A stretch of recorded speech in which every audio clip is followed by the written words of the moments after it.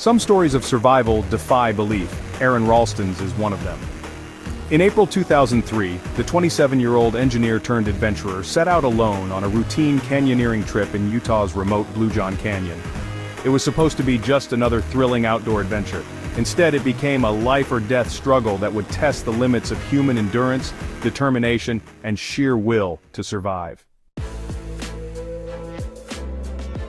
An experienced climber and outdoorsman, Aaron was no stranger to the challenges of the wilderness.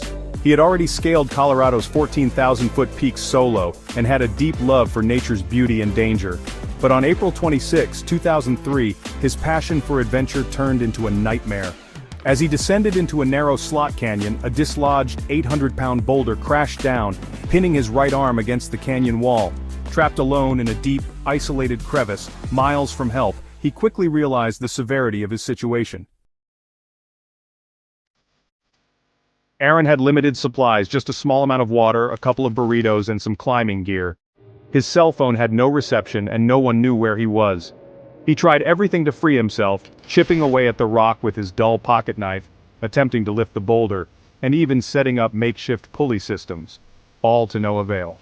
As the hours stretched into days, dehydration, extreme cold at night, and exhaustion began to take their toll.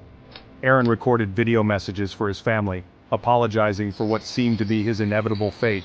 By the fifth day, delirium set in, and he started to accept death.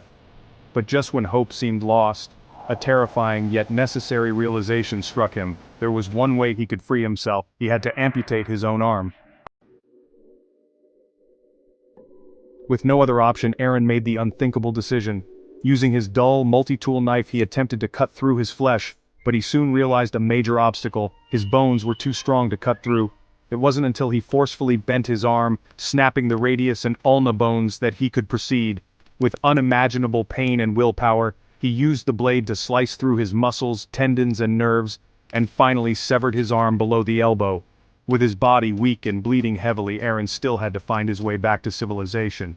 Summoning his last reserves of strength, he rappelled down a 65-foot drop one-handed, then hiked 6 miles under the scorching sun.